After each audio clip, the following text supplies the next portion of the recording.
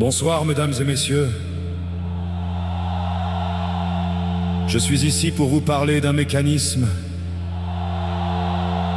qui attire notre société dans un piège. Un mécanisme aussi vieux que la peur elle-même et aussi moderne que votre application d'actualité quotidienne.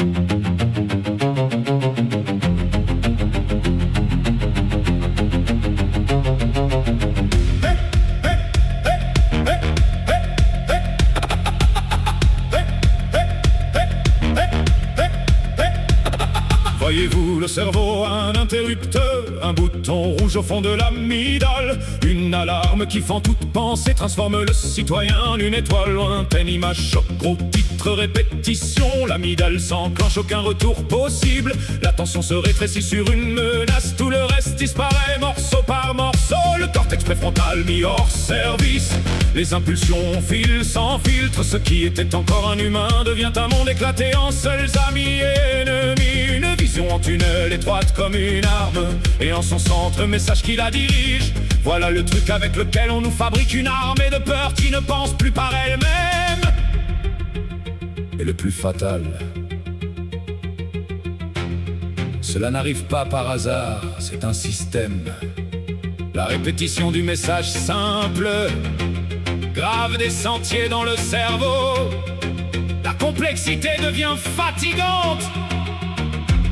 Et alors nous éteignons volontairement, et nous appelons cela du confort. Tout le monde sait déjà ça. Arrêtez cette agitation.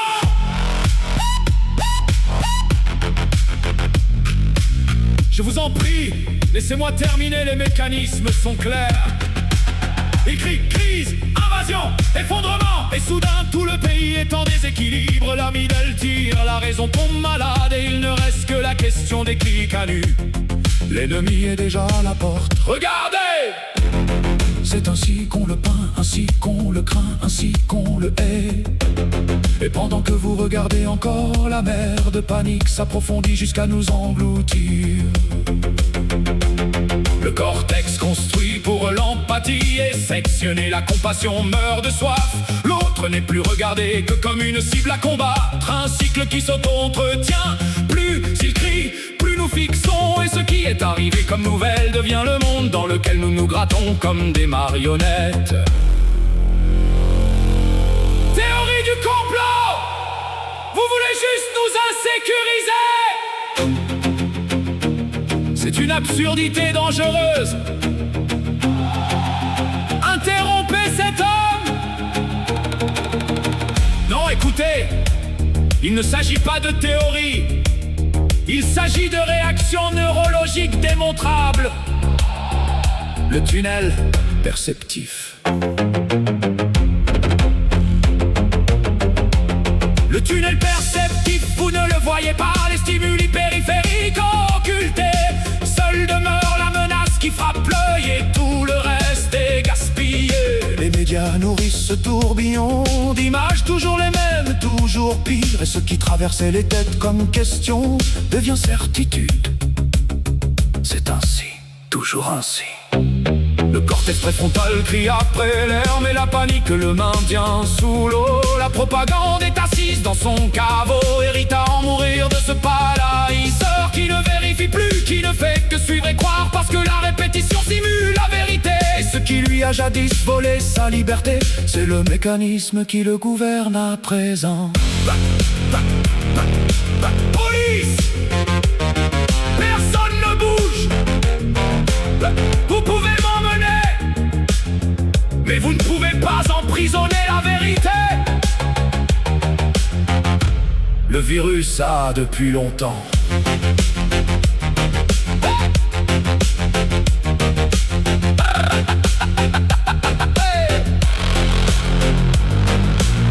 la conférence est par la présente terminée. Vous venez avec nous.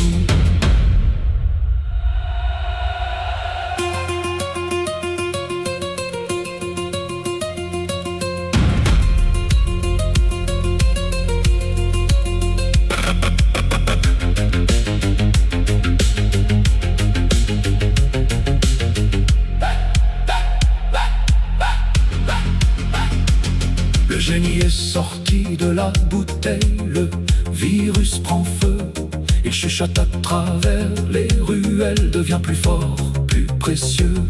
Il saute de bouche en bouche, de cœur en cœur au cerveau. La vérité et la blessure qui guérit quand on la ressent. Ils l'ont enfermé, mais ses paroles visent. Ce qu'il a enseigné vaut plus que 1000 fusils de police. Le virus nul, il se répand, rapide un feu de forêt de maison en maison. L'amygdale se tait, le cortex s'éveille, parce qu'un homme a eu le courage quand le tunnel a craqué.